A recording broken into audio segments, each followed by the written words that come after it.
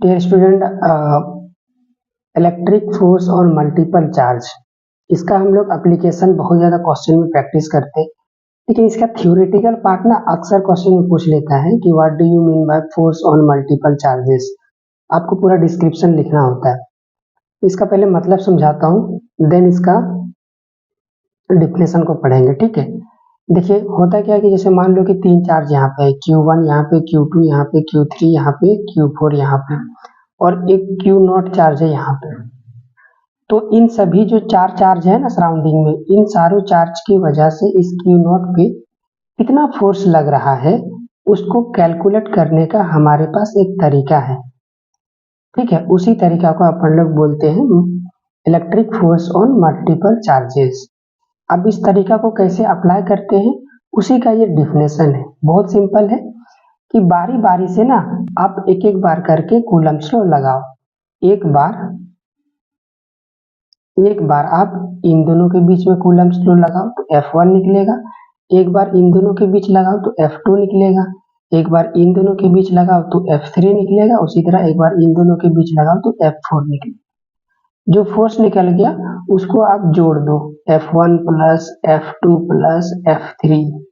ठीक है, इस तरह से जोड़ देना वेक्टर तरीके से। और ये सिंपल मेथड ही है आपको इस थ्योरी के अंदर। थ्योरी को पढ़ते हैं अपन लोग, समझ गए कि ऐसे ही काम करना है। तो when multiple numbers of charges are interacting the total force on a given charge is vector sum. वही चीज लिखा हुआ है, एक एक बार करके सबको निकालेंगे और जोड़ देंगे। कैसे तरीके से? वेक्टर तरीके से।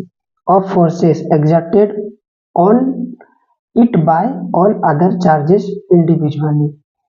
यही इसका मतलब है कि इंडिविजुअली जितना जितना फोर्स लग रहा था उन सभी, इंडिविजुअली मतलब अलग अलग तरीके से, उन सभी को अपन लोग निकाल लेंगे कूलम्ब्स लॉ लगाकर और फिर वेक्टर तरीके से जोड़ देंगे F1 F2 इस तरह। ठीक है, ये सिंपल सा था। इस तरह पूरा थ्योरी आपको लिखना है। इसके बाद ये डायग्राम बनाना है। देन आपको लास्ट में ये वाला, ये जो ऐड किए थे ना F1 प्लस F2, ये इस तरह लिख देना है आपको। ठीक है, सिग्मा या समेशन के फॉर्मेट में।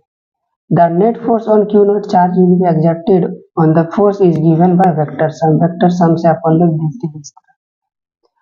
अब या तो आप इस तरह लिख दो तब भी सही है, यदि ये आप अभी नहीं समझ पा रहे तो कोई दिक्कत नहीं, तब आप ऐसे लिख देना।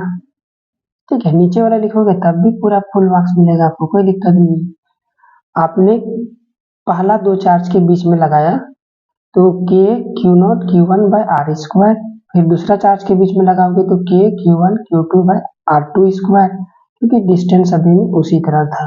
दिख रहा होगा आपको, दिख रहा है ना? अभी क्लियरली दिख रहा होगा। डिस्टेंस देखो, ये R1 है, ये R2 है, इस तरह से आपका गिवन है। ओके, बस ये छोटा सा थ्योरी था जो आपको समझाना था और आई होप आप समझ गए होंगे। अभी एक क्वेश्चन देखेंगे तो ज्यादा आपको समझ में आएगा थोड़ी नेक्स्ट लेक्चर में।